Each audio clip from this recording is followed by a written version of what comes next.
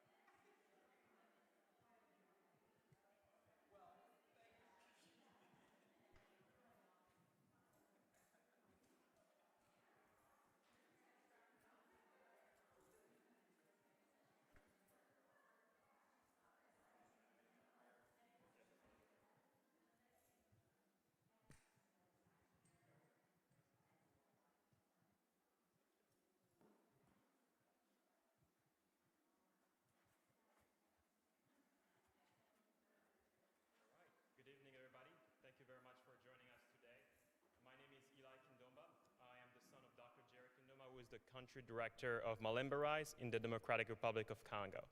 It is an honor to host everybody here in this event, and I think it's been about over a year we've been waiting for this event. And thank you very much for being here. For those that are following online, thank you very much for being there as well. We'd like to get started. And I would like to call in Brad, who is going to talk a little bit about giving back to Malambi, which used to be giving back to Africa. Talk about the team, the work, and a lot more. Brad?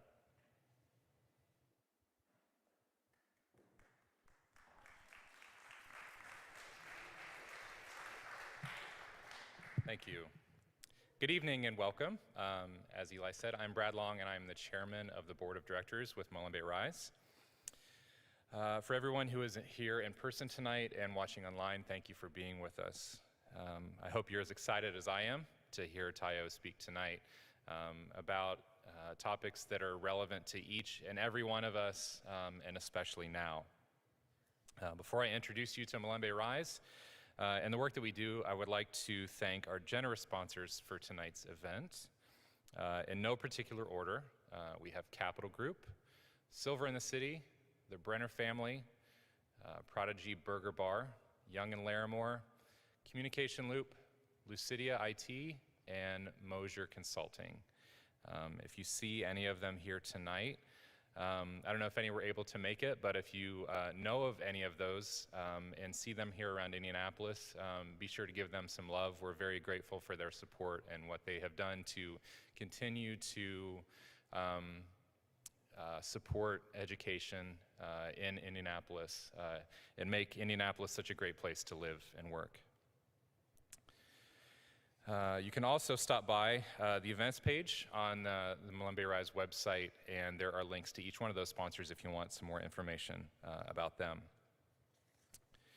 Next, I'd like to introduce the Malambi Rise board members. These folks are all very passionate, intelligent, hardworking, and humble. And I enjoy every minute I get to spend with them. It's a complete joy being a member of this board. You already know me, but the other group that we have with us, Amy Zeigert, is our vice chair. And then Lauren Miller, who is joining us remotely tonight from Virginia, is our recording secretary and our acting treasurer. Next is Maria Brown, who is virtual most of the time from her home in Kentucky with her family. Joel McMillan, who has been with us a couple years and is virtual from overseas at this point for the next several months. And then Rebecca Segrist, who is responsible for a large portion of our programming and curriculum development. and just works harder than most people that I know. I don't know how she spends time to do everything that she does. Rounding out the remaining board members are Natalie Ebaugh, and our two newest members are Danielle Baresh and Daria Vincesi. I can't speak highly enough about each one of these people, and if you get a chance to see any of them tonight, for those of us that are here, make sure to stop them and say hi. Lastly, but not least importantly, let me introduce you to our country directors and teachers. Dr. Jerry, Eli's father, he is our country director in the Democratic Republic of Congo in the capital city of Kinshasa.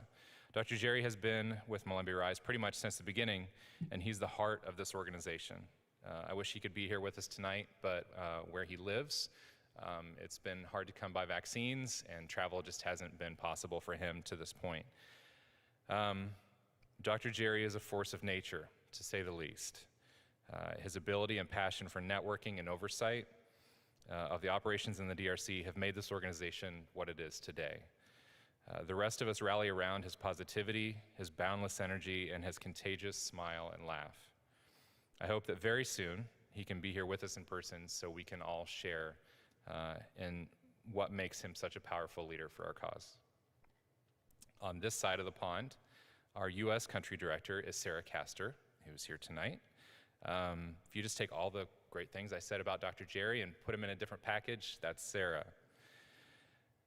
Sarah has been breathing new life into Malambi Rise since she joined us in 2019.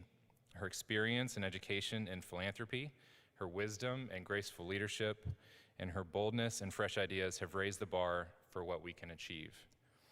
She won't agree with most of what I'm saying about her, but it's all true, I guarantee it. And now for our teachers, who we can't go without introducing here tonight. I may butcher all of their names, but here they are. They're wonderful guys, and between them and Dr. Jerry, it's just a wonderful team on the ground in DRC. Mr. Danny Wadis Nagoy, Mr. Emmanuel Lusua, Mr. O'Malley Pombo, Mr. Martin Kabulu, and Mr. Chansard Mapasi. Did I get that right? Okay.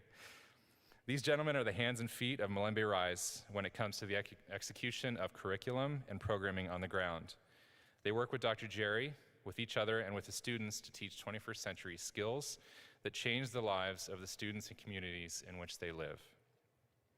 Now that you've met everyone, let's dive into what Malambi Rise does and what makes this organization different than most nonprofit NGOs. For many years, my understanding of foreign aid was wrapped up in the business of solving problems and fixing broken systems. And while this is not inherently bad, doing the right thing for the wrong reasons usually just makes things worse. One of the most important lessons I've learned from working with Malambi Rise and trying to wrap my head around the challenges that come with this kind of work is that a problem can only be truly understood by the person who has the problem. And the problem isn't even the word problem isn't even the best way to understand it. I'll use the word challenge instead of problem from here on, because I believe it gives more respect to the individual. While a problem is an unfortunate situation, a challenge can be risen to and overcome. Words matter, as we've all been more attuned. We've all become more attuned. This means that I can't be here in the United States coming up with creative ideas to complex challenges in another part of the country or the world and expect those solutions to do anything but prolong or exacerbate the problem or the challenge. In most instances, the challenges will only become greater and give way to new, more complicated challenges. So this is where Malambi Rise comes in. The word Malambi is normally used in the saying Malambe, Malambe, which means slowly, slowly. Our co-founder, Anne-Marie Thompson, who we're lucky enough to have here tonight, she grew up in the DRC, and she loves to use the phrase Malambe, Malambe. It's a reminder to herself and others that this kind of work in international aid based on education is wrought with hardships that pop up out of nowhere on a consistent basis, and without a level head and a stubborn determination to move forward, we'd all lose our minds. But Malambe, Malambe means more than just slowly, slowly. it also carries with it the weight of purpose and significance. It is the tortoise crossing the road. Our mission statement is this: Malambi Rise envisions young people as catalysts for positive change through investments in human relationships and development of a service-centered youth leadership curriculum. We take a two-pronged approach to what we do, focusing on teachers and students. Up to this point in the history of Malambi Rise, the focus has been on creating curriculum for teachers that supplements the existing education students receive. We worked directly with the teachers, who then worked directly with the students. And this was a critical phase that led to a fully developed curriculum being used and transformed to accommodate teaching styles, classroom environments, location, and cultural differences. A portion of the curriculum that Malambi Rise developed includes studies in gardening, erosion control, and composting. These studies were put into practice by the students on school grounds. In addition to the responsibilities of maintaining this student learning garden, the students and teachers developed a club of leaders to help maintain the garden. Another important part of the curriculum is community involvement. Since Malambi Rise takes a holistic approach to change, it can't stop with the teachers or students. It has to reach further than that. Just recently, the Club of Leaders, as you can see on the slide they're getting on the bus, they went on a field trip to the Kinshasa Botanical Gardens. They returned home to their parents and communities full of information and ideas.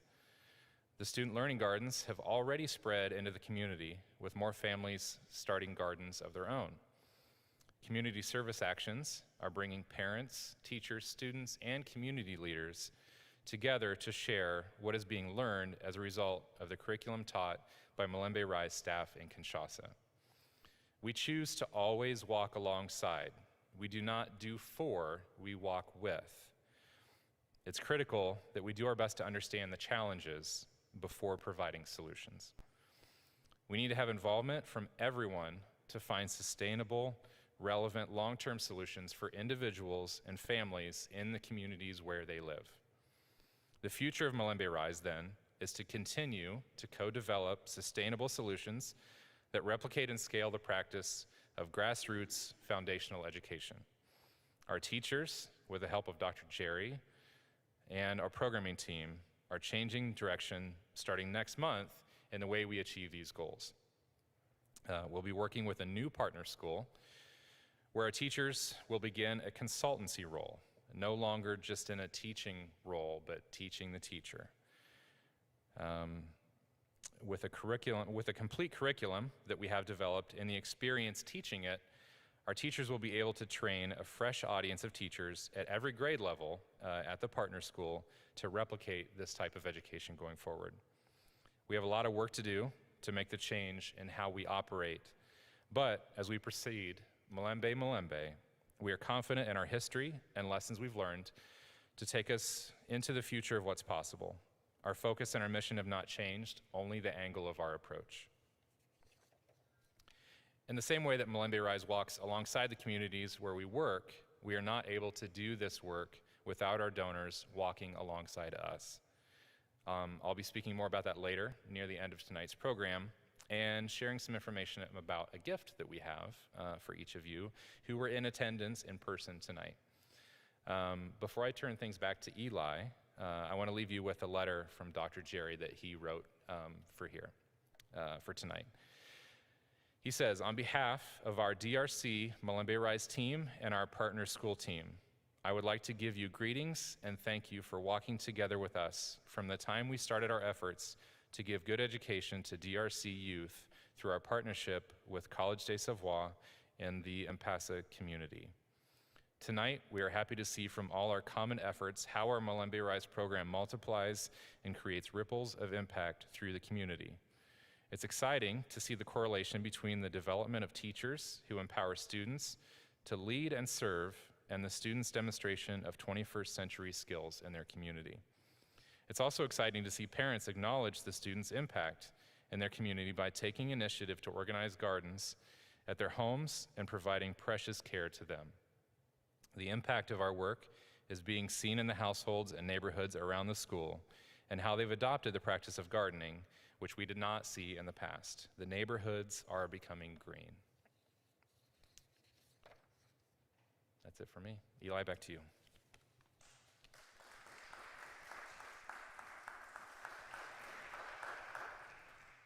Thank you very much, Brad, for this amazing presentation of Malambi Rise, the board members, and the work that is done currently in Congo, but also through partners here as well. Before we get to the speaker of tonight, I'd like to give a couple of announcements when it comes to the Q&A session. We'll have one right after the speaker, what if their speaker goes ahead. We will have a microphone circulating around. If you have any questions, you can just raise your hand and the microphone will be at you. And for those who are joining us online, you can also write your questions in the live feed and we will ask them as well here. The speaker of tonight is amazing. I had the chance to speak with him a bit before before the event started, but I'd like to introduce him by reading a little bit about him. As a polymath in progress, Tayo Rockson is a writer, speaker, consultant, podcaster, poet, professor, co-founder, and brand strategist at UID Management, which is a strategic consulting firm that empowers organizations to incorporate sustainable diversity and inclusion practices. As the son of a diplomat, Tayo grew up understanding the nuances of multicultural diversity while living on 4 continents. He leveraged his experience to establish himself as an authority in communicating effectively across cultures and personal branding. He graced various stages to share his knowledge, including TEDx, the prestigious Chautauqua Institution, and the United Nations. Tayo is the host of As Told by Nomads, which is a podcast ranked in the top 5 tier of the top 25 business podcasts for entrepreneurs on entrepreneur.com. He's the author of the book, Use Your Difference to Make a Difference, and a professor at the prestigious Imperial College Business School, as well as Felician University. In 2020, he launched a national anti-racism campaign called #Let'sTalkBias. In 2021, Tayo was named in Remote Weekly's list of the top 100 most influential remote experts and starred in the award-winning movie Impact, which is about 3 people who embark on a personal journey to transform the way they communicate on their quest to impact the world. Please welcome me with vibrant applause, and our speaker, Tayo Rockson, is coming up. Thank you. Thank you so much, man. Appreciate it. Thank you all. Thank you, Eli. Thank you, Malambi Rise. And thank you, everyone that has braved the weather to come here today. I really appreciate it. But I want to tell you a few stories. Once upon a time, many of us thought that the world was flat. And then we thought differently. Once upon a time, the year 2000 brought with it impending doom, and planes were supposed to drop, and people were supposed to die. It was Y2K. I don't know if anyone remembers, but that was the prevailing thought, that people would vanish all of a sudden because the year 2000 was the end of times. But we're still here. Once upon a time, it was thought that you couldn't have all your media or music in the palm of your hands until a few people came along and then changed things. History has done this over and over again. Over and over again, it was impossible to imagine something until it wasn't. But history has also shown us a few other things. History has shown us inhumane things that have been normalized. Many of them are some of the bane of our existence: enslavement, colonization, occupation, segregation, invasion, disenfranchisement. We look at these things now and we say to ourselves, wait, what? That was us? We used to do that? Yeah, we did.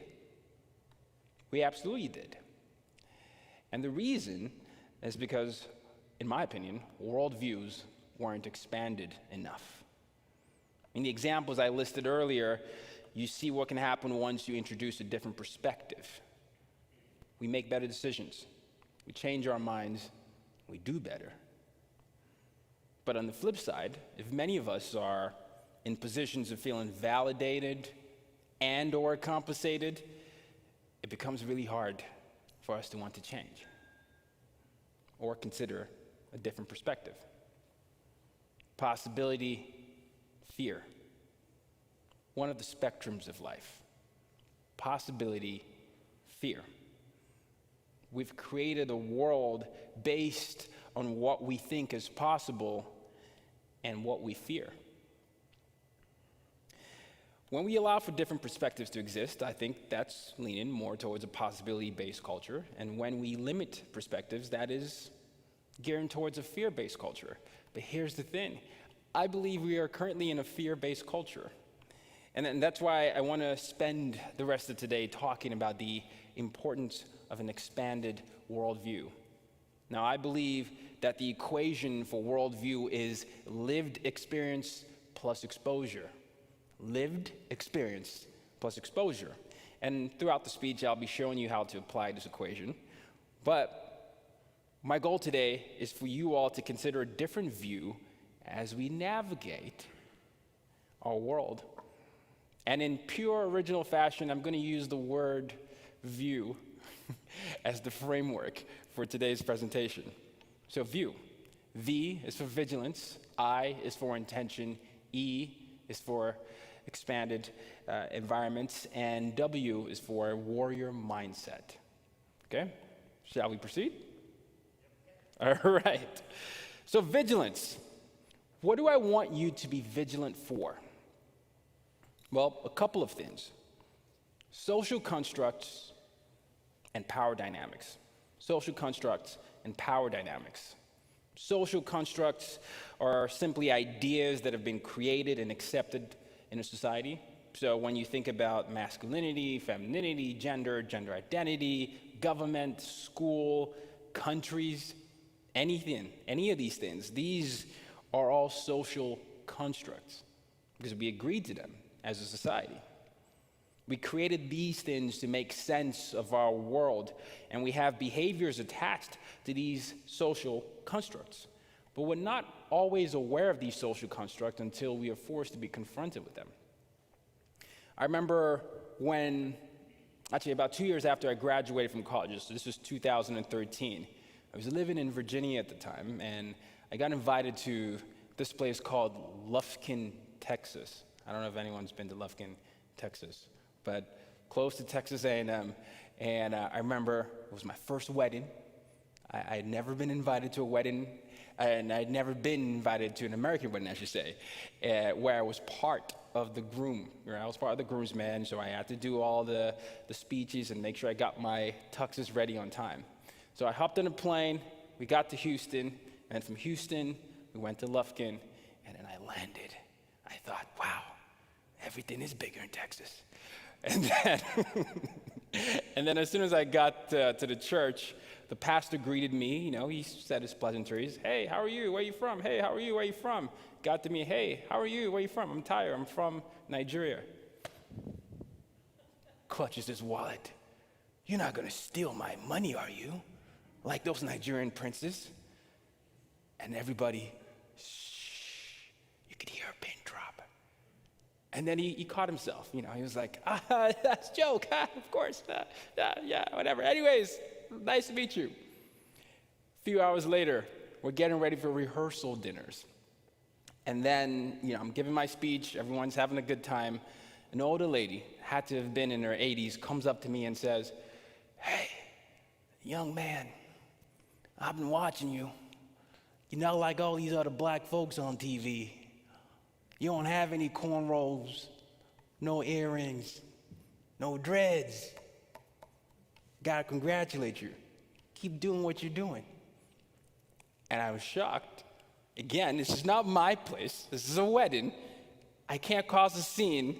And I assess the situation. The only black person here. And I'm like, okay, all right, breathe. And so I thought that was it. And then, the music comes on. This is early Drake, so it was bumping. And then the N-word comes on, and everybody's like, yo, man! Looking at me, and I'm like, I need to breathe. But Luckily, that was the end of the night. But that experience is something that happens multiple times over and over and over again. All those people had social constructs that limited their worldviews. They had social constructs that limited their worldview of blackness, of what it meant to be Nigerian. And in that moment, when they were forced to react to that, they reacted with what they knew. Are your social constructs limiting your worldview today? I mean, I'm not innocent. I found myself needing to update my own worldview myself. When I first came to the United States, I was 17 years old. And I don't know about you all, but for me, back then, all I knew about the United States was what I saw on TV and in the music videos. I thought every city was either California or New York, LA rather, or New York City, maybe Miami. And so I remember, coming here expecting to have Letterman jackets, being in my frat, and have everyone rush, because I heard that, I saw that in American Pie, and then I said, oh my goodness, this is what's gonna happen. But so you can imagine my surprise when I came to college and it was a town called Lynchburg, Virginia. I don't need to say anything else. Being vigilant of your social constructs matters. And the most effective way I found to do this is that equation I mentioned earlier, lived experiences plus exposure. So I want you all, everyone watching live, or maybe if you want to do this afterwards, to create 2 columns, lived experience, exposure, lived experience, exposure. And under your lived experiences, I want you to write this. What are your current social constructs? What social constructs do you subscribe to and why? What social constructs do you subscribe to and why? And under the exposure column, I want you to write who or what exposed you to these social constructs. So, lived experiences, what social constructs do you subscribe to and why? And then under the lived experience, who or what exposed you to these social constructs? This will give you an idea of how you currently categorize the world, how you label the world, if you will. It will also keep you alert for disinformation and misinformation. Disinformation is more sinister. Misinformation is still the wrong information. The second thing we need to be more vigilant about is, power dynamics. To understand power dynamics is to understand how influence and control is being distributed, right? In every environment, influence and control gets distributed, and depending on who has the influence, depending on who has the control, there is a dynamic. Some of it is natural in some instance. Some of you might say, hey, I'm the older brother, I'm the parent, I'm the teacher. There's a power dynamic there. But there are power dynamics everywhere around us. But what I want you to do is to dig a little deeper, even beyond the obvious. Observe your interpersonal and professional environments. Are you comfortable with what you see? Are you comfortable with what you see? I want you to look for moments of imbalance, oppression, and suppression. I spent the first decade of my life in Nigeria under 3 military regimes, 2 of them dictatorships. General Sani Abacha, who died of a supposed heart attack, and General Ibrahim Babangida. Babangida was tamer than Abacha. But either way, Babangida and Abacha, under the regimes, these were the things we had to be constantly vigilant, for, because of, the tribe we were from, because of my dad's job, because of every situation that social constructs created. But if we stop and actually act more vigilant, I think you'd be surprised by the moments of imbalance, misuse, and abuse. So, again, you're going to get out your pens. And under the 2 columns, let's apply this. Under lived experiences, I want you to ask yourself 2 questions. What authority figures in your life exist? Or, reframed, who are the authority figures in your life right now? And when have you been an authority figure in your life? As you're asking yourself these questions, what are the authority figures in your life? When have you been an authority figure? I want you to observe how power, how influence, how control was distributed. I want you to observe the behaviors, and I want you to be as honest as possible, because that's the best way we're going to get to where we want to get to today. And under exposure, I want you to ask yourself two more questions. Who do you create social distance from? Who do you create social distance from today, and why? Social distancing is a norm now with COVID, but I would argue that we've been social distancing from people for a long time, throughout history.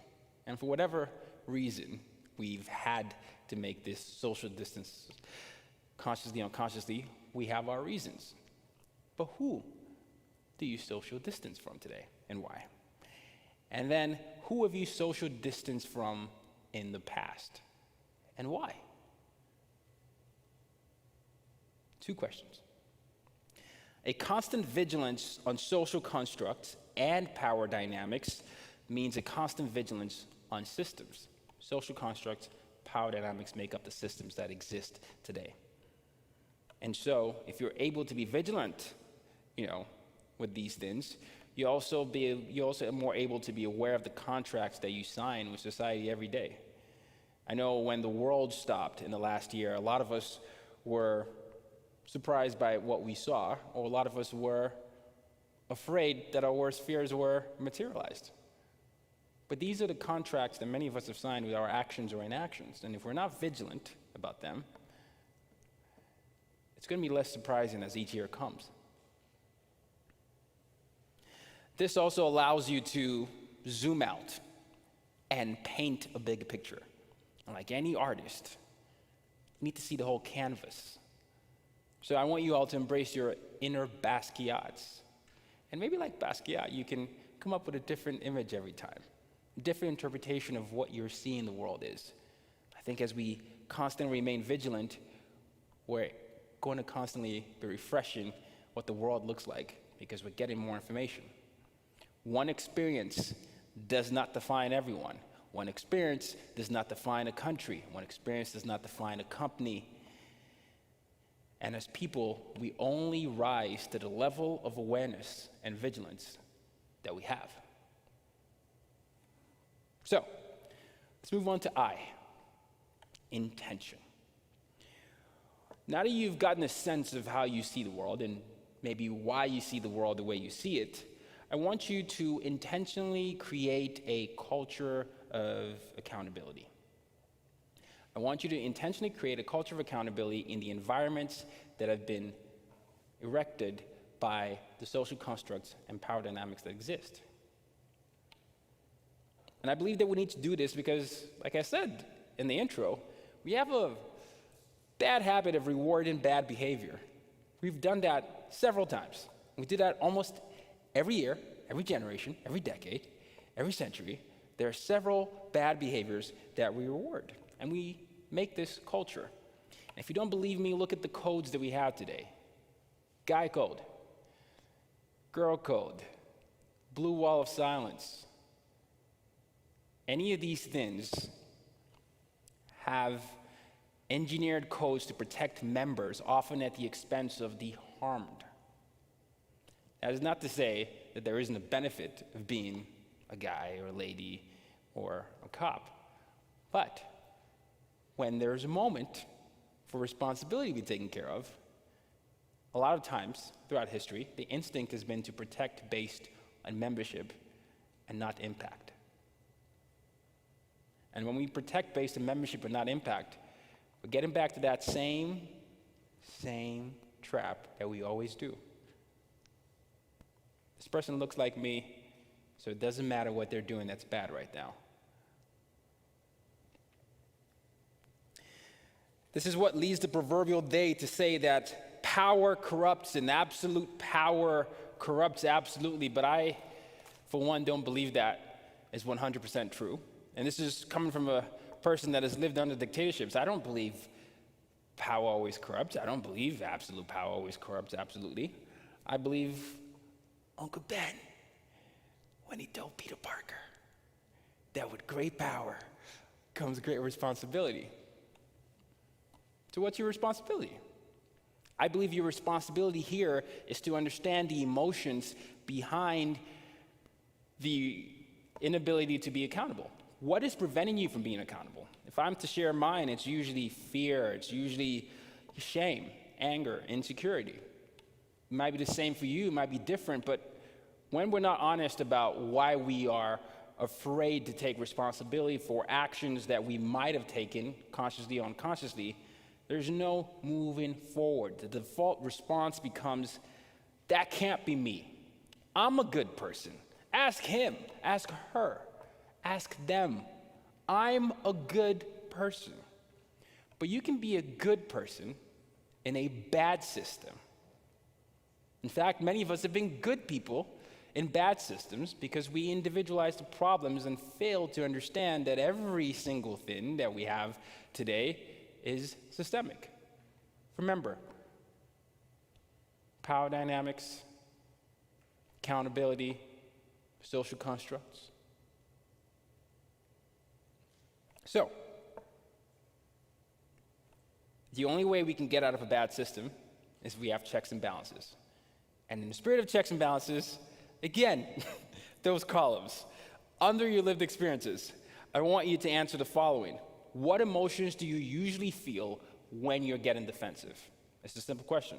What emotions do you usually feel when you get defensive? It's going to be different for everyone, but whenever I do workshops and I'm working with companies that might have made huge mistakes, a lot of times they don't get to the root issue. And sometimes the root issue for the companies might just be, we might lose market share, or we might lose brand value. People might not want to come and work here. And so we have to cover this up. But that's always a short-term approach to a long-term problem. Now, if the answer was, hey, we messed up, we realize this is what we did, and we acknowledge that this is limited, this impact, and we've participated in misuse and abuse here, here's our plan for growth, there's trust that's built there. I think sometimes we confuse ourselves thinking that if we hide behind our emotions that are preventing us from being accountable, that we are, able to move forward and prevent that shame and that public humiliation. But one's short term and one's long term. Also ask yourself, what are moments that you've refused to act when you know deep down that you should have? What are moments that you've refused to act when you know that deep down you should have? We've all been there. And then ask yourself why. What was it? What was it that prevented you?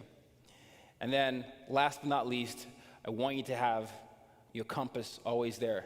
What are your values? And how have you lived them out in the past as lived experiences? So you're asking what your values are.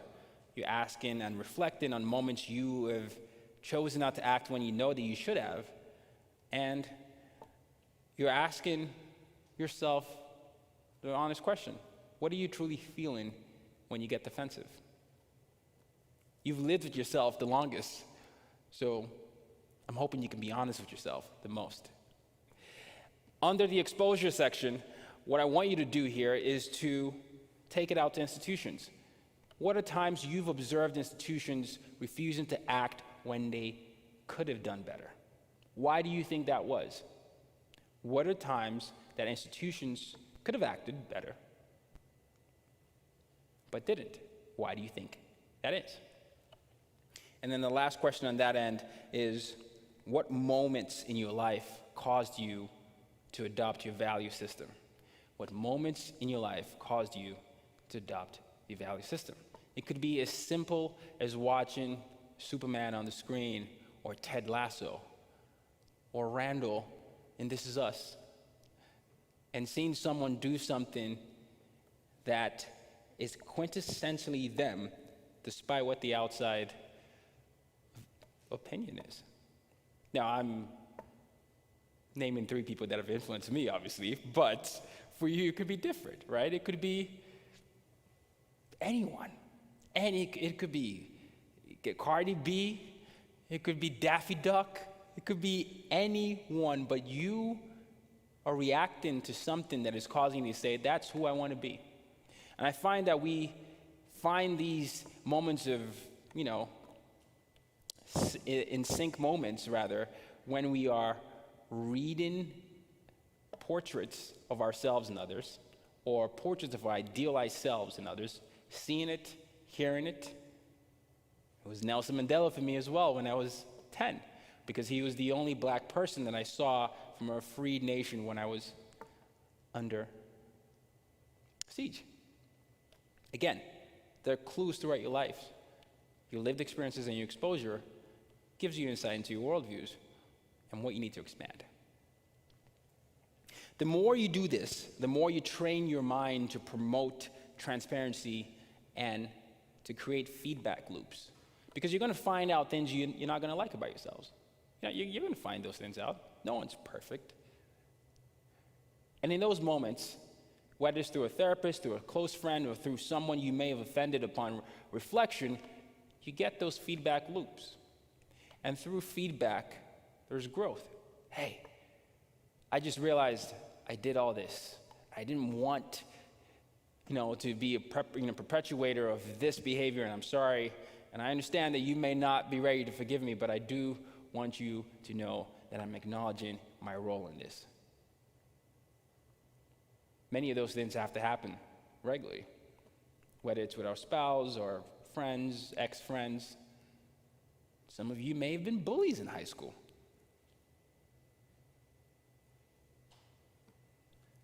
I'm not canceling anyone, I'm just talking about the fact that we all have moments of growth. But we need to be honest with ourselves as a society and as individuals if we're ever going to get to the moment where we can stop rewarding bad behavior.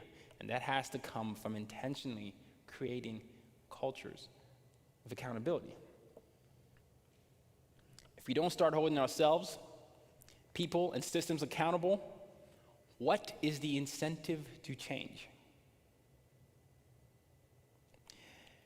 Moving on to E for expanding environments. This is about understanding what I call equally as good alternatives. And it's also about increasing access to information. I'm sure by now you're understanding that with more information you do better, with more information you get more curious, and with more information you learn about the world. But you're also understanding that sometimes we have paradigms that make you think there is no need for other information. And when you think there's no need for other information, it's very hard for you not to think that you're better than others. And then when you think you're better than others, it's very hard for you to want to move or understand another perspective or even consider another alternative. Yet, people celebrate birthdays in different ways. Yet, people have different ways of affirming self. Your way isn't the only way, and it's not the highway. But neither is theirs. There's beauty that comes from that semblance. We sometimes convince ourselves that we live in a binary world when we in fact live in a world of nuance. And it's modeled on our TV screens. I'm a huge sports fan, and oftentimes I'll see shows, debate shows. There'll be, is Tom Brady the greatest football player, or is he the worst football player? Well, I don't know if he's the best or the worst. Nah, stick with an opinion. You gotta have your conviction. Tell me if it's the worst or the best. But I think another person, no, you're not good for TV. We need hot takes. Fox, MSNBC, CNN, any of these things. Whatever story gets the most clicks, gets the most reaction on whatever side you are, seems to carry the day. But in the absence of nuance, what we are promoting is, this caricatures, extreme versions of stories that may be true, but aren't always true. So, as your expanded environment, I want you to become more aware of your privileges. Certainly at this moment, you found that, hey, you've had access to certain things that others might not have had access to. And so just keep asking yourself, what are equally as good alternatives? And one way to do this is by inviting more stories of belonging, support, and access. I learned this as a professor during COVID, and I just started asking my students this question. You know, when I was teaching during COVID, well, hopefully we're waning now with COVID, but at the height of COVID, when everything was virtual, I found myself asking my students this question: what does support mean for you? What does belonging mean for you? What does success mean for you?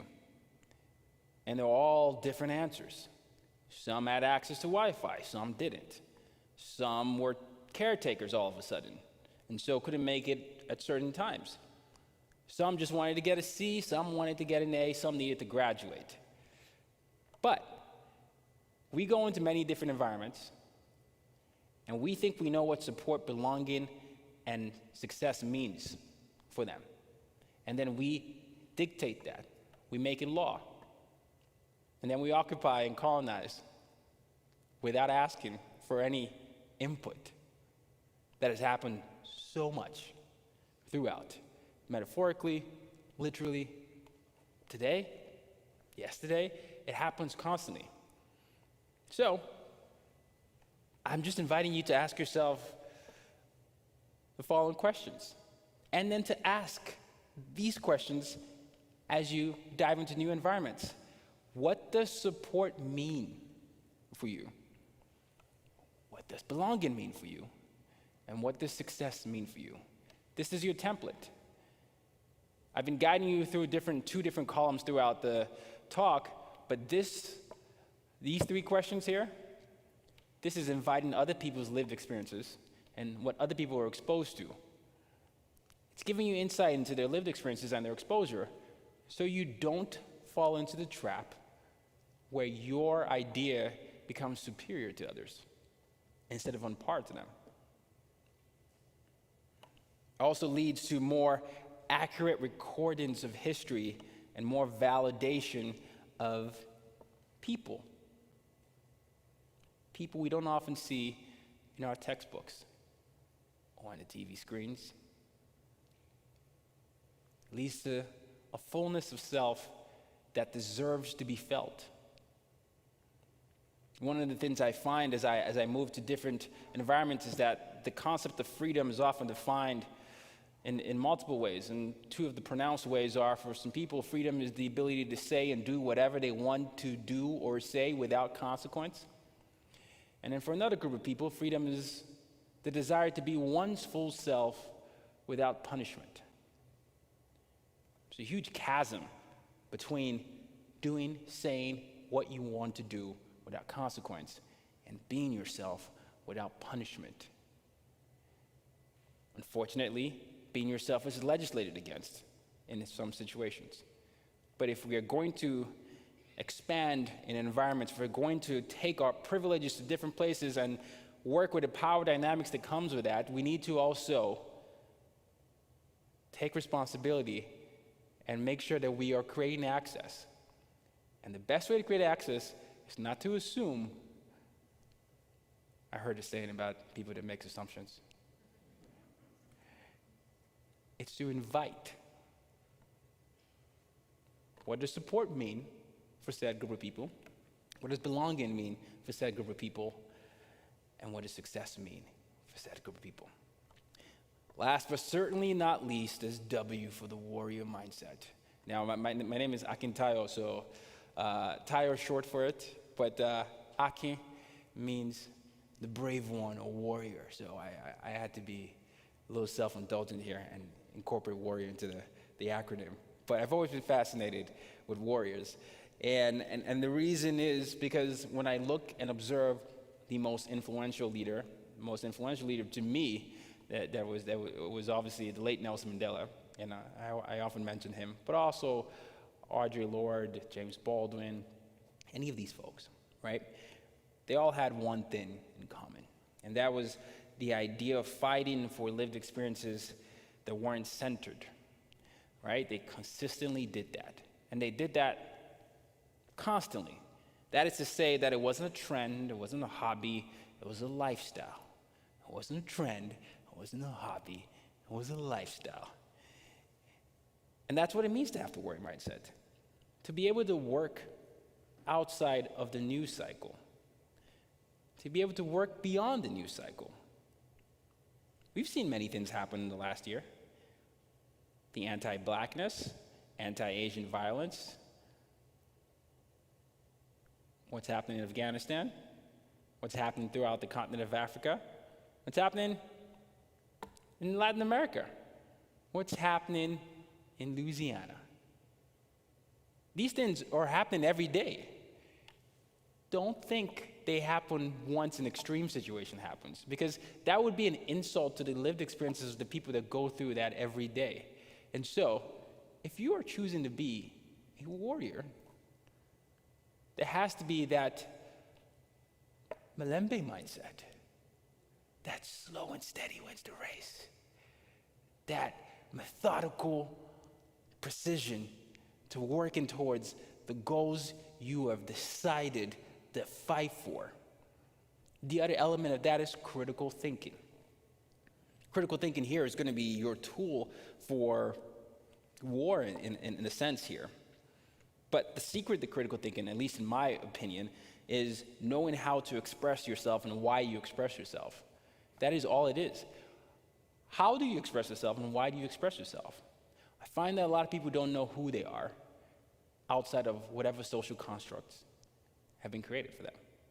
That is because they haven't been reflective. They've been mostly reactive. And if you're mostly reactive as opposed to reflective, you don't know who you are. But if you're operating as a caricature in an environment that has been created to serve certain people versus other people, you become a pawn. And if you're a pawn, you're not a queen, you're not a king, and you can't fight for other people who deserve to feel privileges that allows them to feel the fullness of the spectrum of their humanity. And so critical thinking is your ability to understand why you think the way you think and how you think the way you think, because this is an effective form of rebuttal. Someone with said power comes to you and says, I don't believe said group of people deserve this. And you question them and you have your ability to defend your points. That's effective. We see this during debates. There are people that can say the right things in the right moment. And I said earlier, we have a clickbaity culture. Someone will read the headline and not do the work.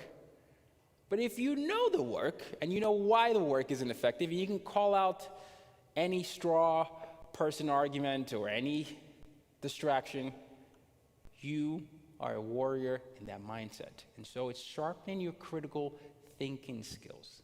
It's understanding that the idea of fighting for lived experiences that aren't centered is a lifelong goal. Because if it's not a lifelong goal, the default doesn't work for everybody else. Our dear Lord once said, sometimes we're blessed with being able to choose the time and the arena and the manner of our revolution. But more usually, we must do battle where we're standing.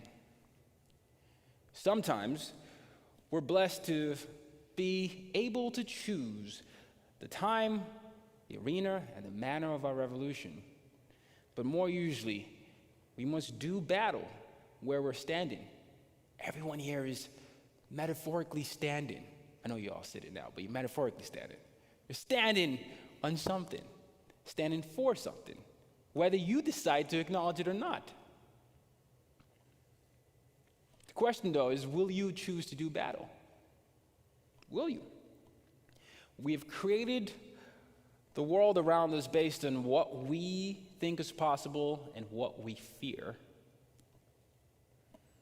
There's a possibility-based culture, there's a fear-based culture, and I believe that we are currently living in a fear-based culture, which is why I think it's important to have an expanded mindset. So V, D, vigilant, I, be intentional about the cultures of accountability, E, expand the environments that you are by promoting more safety, belonging, and success. And W, have a warrior mindset. Thank you very much.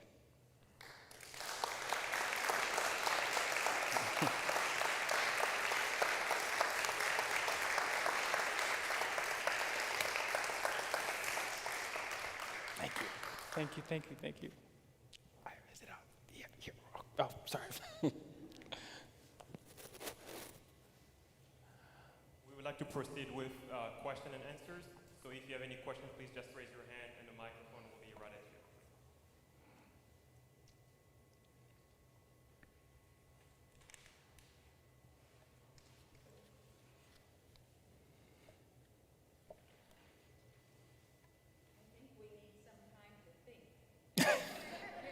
I threw a lot.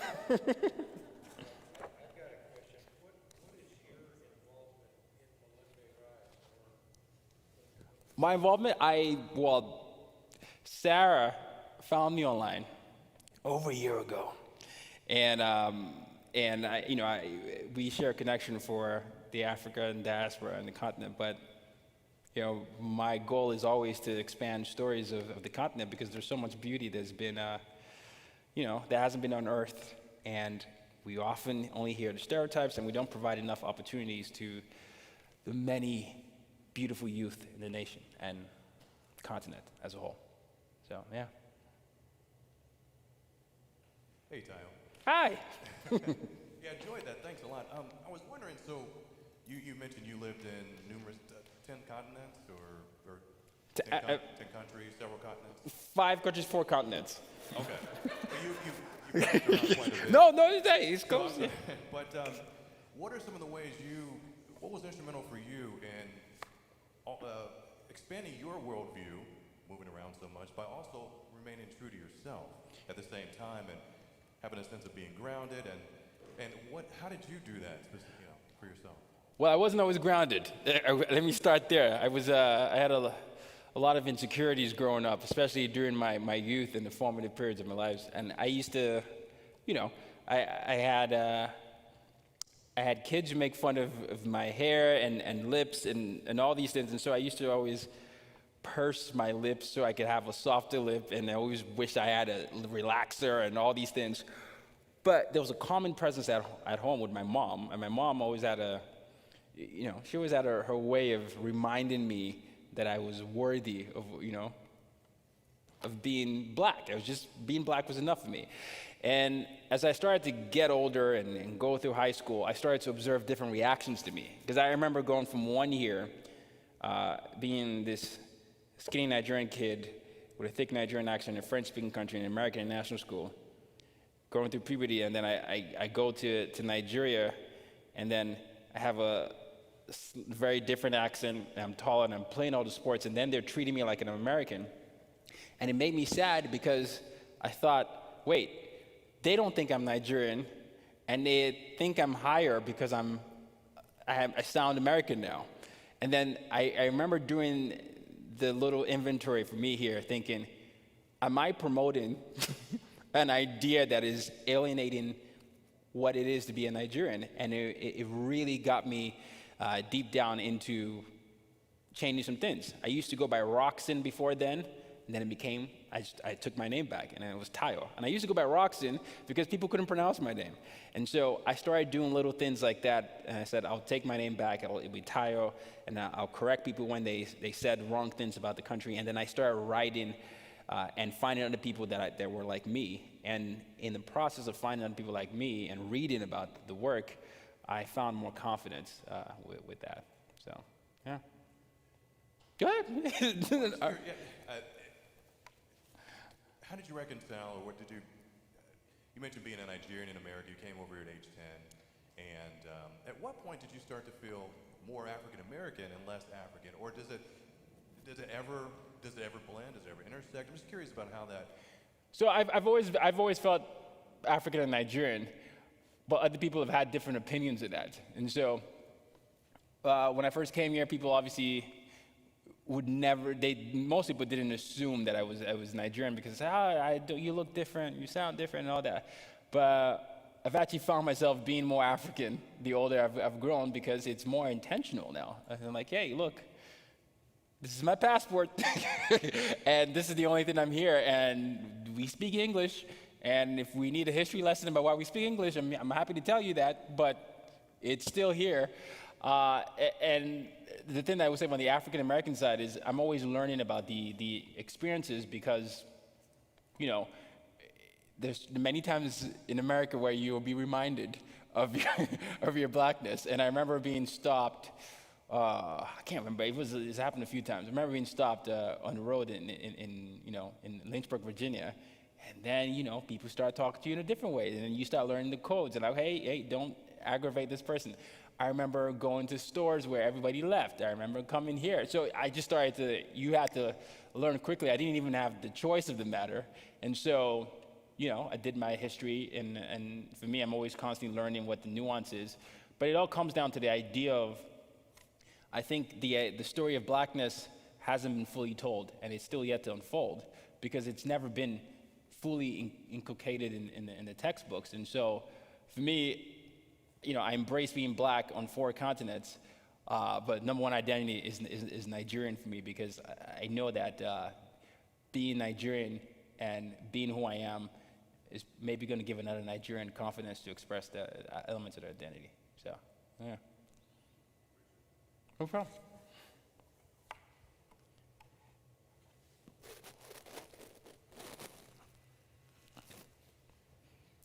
Guess you. Oh, you have another question? Is this on? Is it on? Yeah. Do you really think social constructs can be changed? I mean, basically everything is a social construct. Black's a social construct. We could have chosen eye color, height, weight, etc. And I found myself looking at a magazine the other day, and there was an ad there, and it had a black man and a white woman advertising for something. And it just struck me at the time that I see a black man and a white woman. I don't see 2 people. And I'm not sure I'll ever be able to change that, even though I don't consider myself having any problems with that. That's still what I see. And I was talking to my students the other day, and do you think it's just time? I told them I hope they just see 2 people when they're looking at that eventually. But do you think that's just a time thing, or do you think social constructs can really be changed? Well, I don't think social constructs are bad inherently. I don't think we need to change them. I actually advocate people to see color. I always tell people that all the time, you know, because I remember after the unfortunate murder of George Floyd and everything else, people would come up to me and say, you know, I don't see color, I don't see that. And I'm like, no, we need to see that because you need to understand the experiences attached to that. What I do think we need to do with social constructs is understand the power dynamics attached to each of them. That's more what I think we need to observe and investigate more because I think it's beautiful to be, you know, Latinx and, you know, to be straight, to be gay, to be who you are. But the problem exists when we attach positive and negative meanings or hierarchical meanings to these social constructs, and then it becomes, maybe if you're looking at a magazine, I saw 2 people with different backgrounds, this person is better than that person. And if we're teaching that subconsciously or consciously to our kids, that's more what I fear. And I think that's where we get into trouble. But yeah, I mean, embrace the difference. Hey, use your difference to make a difference. So, hear a question?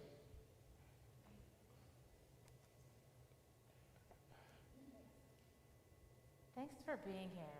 Oh, thank you. Thank you for being here. Absolutely. So when you were talking about Texas and you were talking about Lynchburg, just the mention of the locations, as much as many of us would like to think that we are open-minded and welcoming, the mention of those 2 locations provoked something in me. And I'm guessing I'm not the only one. And maybe, did that happen to you too? As you were contemplating going to these places? And then if so, how do you hold the tension of possibly needing to protect yourself in those environments along with wanting to have an expanded view where you've landed? Does that make sense? It makes a lot of sense. So I said earlier I spent the first decade of my life in a dictatorship. So for me, I was always on alert.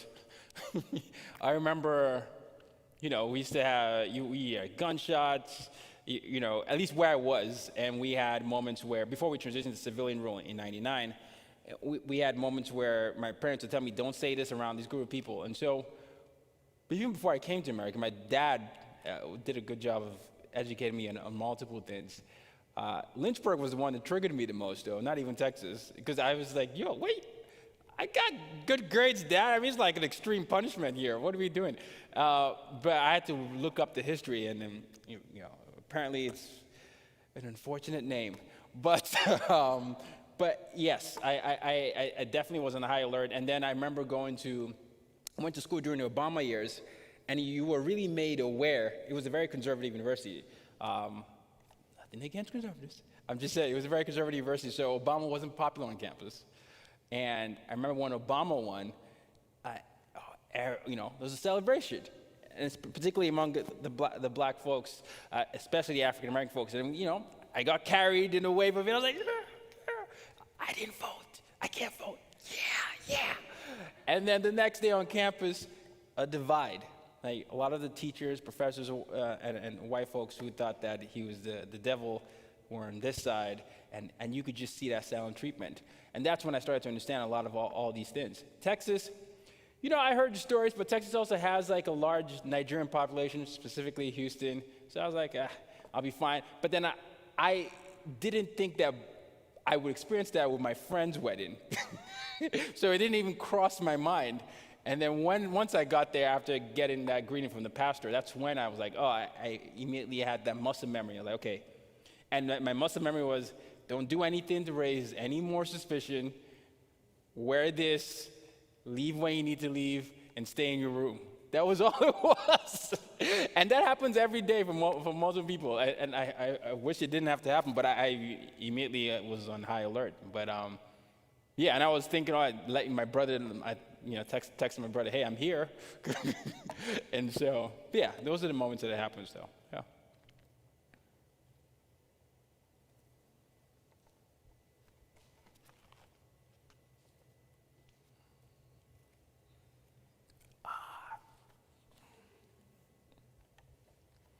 Thanks so much, Tayo. Very inspiring and thought-provoking. So that's a good thing, huh? Thank you. I wondered, bringing this back to education, Yeah. I wonder how you would apply the view model to cross-cultural work. Yes. Okay, so you grew up in Nigeria. You're familiar with the colonizer. You're familiar with missionaries. You're familiar with many different types of interventions. Right.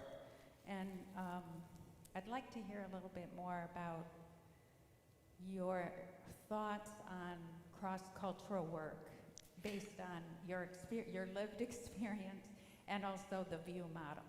So if I'm going to use the view model of myself, when I was younger, the subconscious messages about who's better were, I don't like using Western versus Eastern because I don't know what's West or East, but Western culture is more, is better, it's more processed, highly organized. Go here, you're going to be better. Even the subconscious messages, you get an education, stay there, don't come back sometimes, right? Those were the subconscious messages that were there. And we got these messages time and time again through music, through movies and pop culture references. In some of the textbooks, if it was a British curriculum, because I went through, I think, 7 curriculums. If it was a British curriculum, you also taught every history except the history of the country and the continent, which is always something that I wasn't thinking consciously of, but it was just there.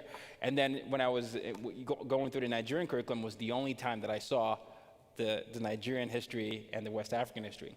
So it starts there, to be vigilant about what's in the curriculum, right? And then the intention about those accountability things is making sure that each educator, each person that is, exerting influence or control of a classroom understands the lived identities and lived experiences of that. And those people get to see themselves in TVs, in screens, and examples. And I see this every day as a professor because, I'm often the youngest person in the room, but now I'm not as a professor. And so there are many references I find having to refresh, and I'm like, no one, I'll just see glazed stares, and they're like, what's this guy talking about? I didn't do that. And so I have to ask them, the whole first day of class is all, hey, what do you like? Tell me what you do. Where did you grow up? And I'm getting insight into that, and that's giving more information. As far as expanding environments, it's a dialogue, right? We get them to talk about moments where they felt they're most authentic. And in a lot of educational systems, there's an authoritative approach to it where it doesn't allow for critical thinking, it doesn't allow for expression, it doesn't allow for dialogue. I know when I grew up, talking back was always frowned upon, even if I disagreed with something.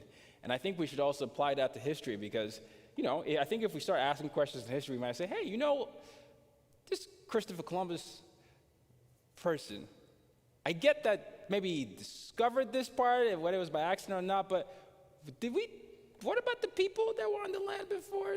We talk about the experiences? Is there maybe, that idea, and then you start asking these questions where, you don't have to necessarily come up with a right or wrong, but you're expanding that environment of that story, and then they're like, they're going to come up with their own conclusions, as opposed to telling them that this is a good guy and this is a bad guy. The colonizer was good, they were stronger, and without understanding the underlying methods. And when I learned history growing up, I didn't have access to even questioning those things.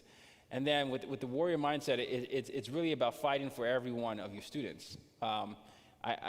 Many times you can observe, whether an introvert is disadvantaged as opposed to an extrovert based on the activity, whether someone has a different opportunity based on family background or tribal, association, affiliation, and all these things are things that we get more, used to seeing if we practice that. And so, yeah, it's always in tandem for me when I see that. So, yeah.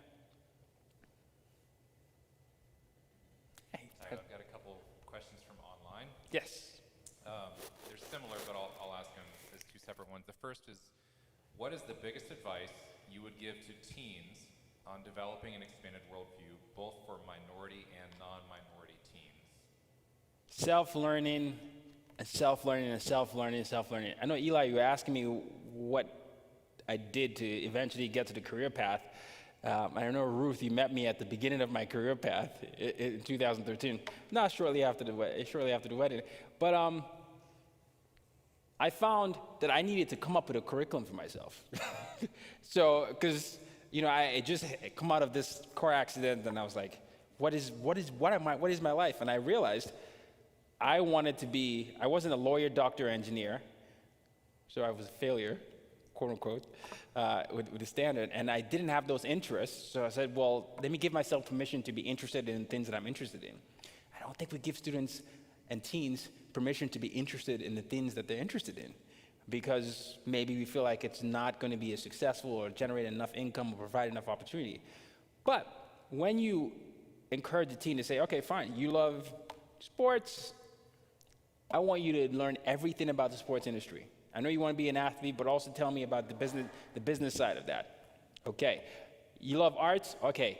Tell me, be able to express to me your artistic style and your influences, and I want you to, to submit this project. Tell me the history of that. You want to be, a pilot? Why? All these things. When you get people doing that, you're going to find them being enthusiastic because, one, you gave them permission, and you didn't shoot it down, and then they're just going to be like, oh, I'm already passionate about this. I'm going to spend all my time. If it's video games you love, well, what is the business of video game and esports? How does that play into that? So giving people permission to create their own curriculums and affirming them and not shutting them, those ideas down. And also understanding that your role in many instances, especially as a role model, is to guide them and to offer advice when, asked. I think just that is going to lead them to be able to build trust. At least that's what I've learned from being part of Big Brother, Big Sister with my mentee of 6 years now. So, yeah. Thanks. The second one is, what advice would you give to a person or congregation that is endeavoring to be vigilant and intentional as to how they best engage day to day with those who have a more fear-based worldview? Yeah. Well, I mean, something I wonder about with churches, I grew up as a Christian, and the school I went to was Liberty University, the largest Christian university in the world. So some of you might know Liberty University. It was on the heels of Jerry Falwell's death. So yeah, there's a lot that I observed, but something that I noticed being, a Christian who went to the school is I never actually got the sense that the church understood the congregation, and it was very, and I found that in multiple ways, because when they would ask for offerings or they would talk about testimonies, it would often be the same type of stories, and I'd be like, oh, where was the invitation to get to share these stories? I didn't even know that there was that invitation. And in the examples that they did, the cultural examples that they showed, it was often just the same type of culture. And so one way that I would suggest, I don't know if it's possible in churches, is when you have all these peer-led groups, actually encourage them to suggest sermons that can be said on Sunday, because the Sunday sermons are the ones that are actually said all the time. And so if it's something to do with Black lives, for example, giving someone an opportunity to actually give a sermon and for you to take a step back is very important, right? If we're on the heels of the Me Too movement, people that have dealt with that level of abuse, and I know it happens in the church as well, the opportunity to share these stories and to have these conversations, as opposed to appearing as the authority. And I think there's a chasm that comes when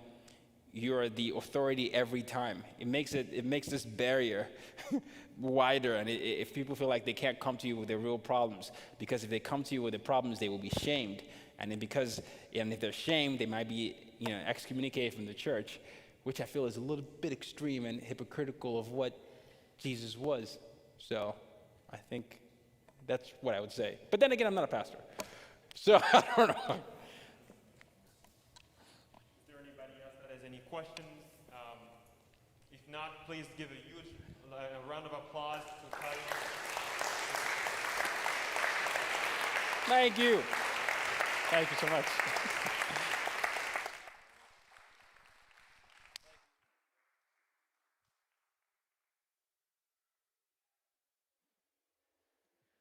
I would like to welcome Brad again to stage to talk about a few more things, and then we'll move on to the closing remarks. Thank you.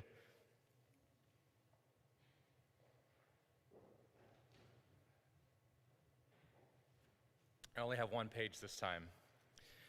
All right. Pop quiz time. What does Malambi mean? Who can tell me? Slowly, slowly. Okay. We didn't cover the rise part of Malambi Rise. Rising is standing up, it's stepping forward, it's volunteering, it's putting yourself out there. We need that from our donors. Just in the way Malambi Rise walks alongside the teachers and students and communities, we need our donors to walk alongside us. It's very important for us to have that donor relationship, that donor buy-in to what we're doing, that partnership that is so very important to enabling us to do what we do and to change the lives of students and teachers and communities in a small space that can make a big impact. So, you wouldn't be here tonight if you weren't interested in education and in the support. So I'm asking you, will you walk with us? Will you support us? Will you continue to put yourself out there, change your worldview, continue to expand your influence, and just expose yourself to all of the opportunities that you have to succeed? We will greatly appreciate your partnership and your support going forward. Again, thank you to our sponsors for tonight. The families and the companies that we have named on the boards here and there, and others who gave for tonight, for you for showing up. We're very grateful for everything that you do in and around Indianapolis and in the world. There will be QR codes for donations on your program if you've noticed that, so it makes it easy to do that. You can go to the Malambi Rise website on the Support Our Mission page, and there is a place to donate there. It's sometimes very difficult to do fundraising, but we've made it very easy for you to give. So there's lots of ways to do that. If you can't figure out how to do any of those, or you don't like any of those options, talk to me or Sarah or one of us on the board, and we can figure out how to do this the best that works for you. But we greatly appreciate those of you who are new or those of us who have supported us for a long time. I mentioned a free gift, so there's a little catch to that. We want to get everybody signed up for our newsletter or to get your email if you're here tonight. We won't spam your inbox with email. We just send out very pertinent information and updates on what's going on in our world with Malambi Rise. Gives you a little bit of time every month or however often we send those out to connect and to see pictures of what's happening on the ground in DRC, and to get a better understanding of our staff and our teachers and the students in the area in which they work. Once you do that, we have some gifts, which are, it's a bag of coffee. It makes 2 cups of coffee. It's from a DRC-based company, Mighty Peace Coffee. So you may have seen those on the table outside. So sign up for a newsletter. We'll get you set up with that. We also have some really nice, big Malambi Rise mugs out on the table out there. They're great for all the fall stuff that's coming up. Ice cream, chili, soup, all that kind of stuff. So make sure you get at least one of those on your way out. And then Tayo will be outside, back behind the doors here, available for pictures and more questions, conversation. Please tell him thank you for tonight. Tayo, thank you very much for being here tonight, for sharing everything. It's been a great event, and we hope to do this more often. Yes? This, yes. So if you've noticed this, this is something that I'm not good at this. I made that and it's going to be a fundraiser for Malambi Rise. I'm a little bit of an amateur woodworker, so I put this together over the last few months. It was actually Sarah's idea to do something like this. So I finished it. We're going to auction it off. All the proceeds are going to go to Malambi Rise. I will be posting that online, and we'll share it throughout our social channels, either Facebook or Instagram, and so that everybody has an opportunity to bid on that if you want. You might have some stiff competition from some people who are here tonight, but so that's what that is. This just started out of my passion for woodworking, and then just my involvement with Malambi Rise, and my family's involvement with DRC specifically, and it just came out of a love of doing that, and thought it would look great and be something that people could appreciate going forward. So.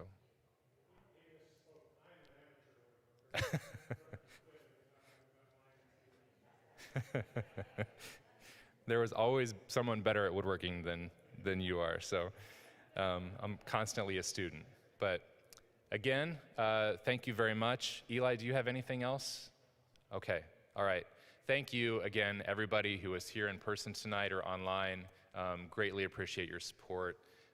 Please reach out to us if there's any questions that you have, any way that you would like to support us going forward, or just have a conversation and learn more about what we do. We're happy to do that. Stick around, talk to Tayo out there, and buy some mugs. All right, thanks everybody. Have a good evening.